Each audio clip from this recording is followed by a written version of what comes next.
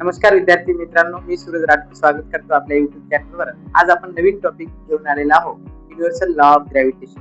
10वी बोर्ड परीक्षेमध्ये वारंवार विचारला जाणारा हा प्रश्न आहे आणि हे टॉपिक आपण अतिशय सोप्या भाषेमध्ये आज पाहणार आहोत। तर पहिले सर्वप्रथम युनिव्हर्सल लॉ ऑफ ग्रॅव्हिटेशन म्हणजे काय याचं इंट्रोडक्शन आपण पाहू। तर युनिव्हर्सल लॉ ऑफ ग्रॅव्हिटेशन हे जे आहे सर आयझॅक न्यूटन या शास्त्रज्ञाने डिस्कव्हर केलेलं आहे। तर ग्रॅव्हिटेशन बद्दल आपण एक डिटेल व्हिडिओ आपण मागच्या डिटेल व्हिडिओ आपण बनवलेलं आहे, तर ते आपण आपल्या चॅनलवर तुम्ही पाहू शकता। तर आज आपण युनिव्हर्सल लॉ ऑफ ग्रॅव्हिटेशन बद्दल इन्फॉर्मेशन पाहणार आहोत। तर युनिव्हर्सल लॉ ऑफ ग्रॅव्हिटेशन म्हणजे काय?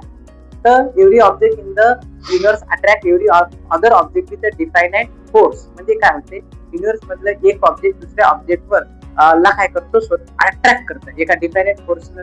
तो काय करतो, एकमेकांना अट्रॅक्ट करतो आणि ही जी काही डिफाइनाइट फोर्स आहे तो डायरेक्टली प्रोपोर्शनल आहे product of the masses and inversely proportional to the square of the distance between them. म्हणजे काय होते, युनिव्हर्स मधले दोन ऑब्जेक्ट एकमेकाला डिफाइनाइट फोर्स लावून अट्रॅक्ट करतात आणि त्यांच्यामधलं जे काही प्रोडक्ट ऑफ मासेस आहे तो डायरेक्टली प्रोपोर्शनल आहे आणि जे काही डिस्टन्स आहे ते युनिव्हर्सली प्रोपोर्शनल असते। तर आपण मॅथमॅटिकली प्रूव्ह करू शकतो। हे जे आहे दोन ऑब्जेक्ट आहे, समजा त्या ऑब्जेक्ट पहिला ऑब्जेक्ट आपण m1 कन्सिडर करू। पहिल्या ऑब्जेक्टचा मास m1 आणि दुसऱ्या ऑब्जेक्टचा मास आहे m2।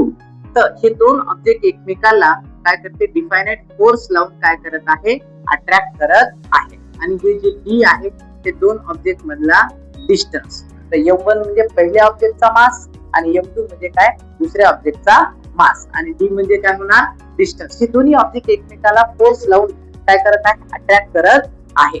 आणि त्याचा आपण मॅथमॅटिकली इक्वेशन अशा पद्धतीने लिहू शकतो, फोर्स त्याच्यानंतर g m1 and m2 divided by d square.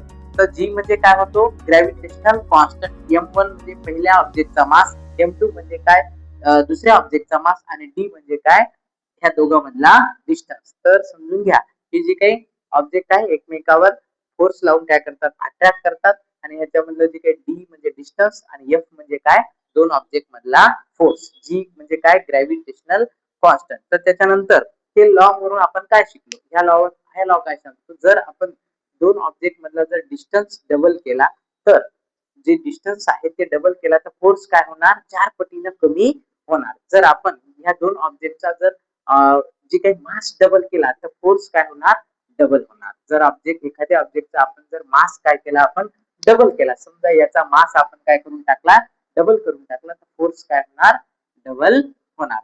तर विद्यार्थी मित्रांनो, व्हिडिओ आवडला असेल तर नक्कीच लाईक, शेअर आणि सबस्क्राईब करा।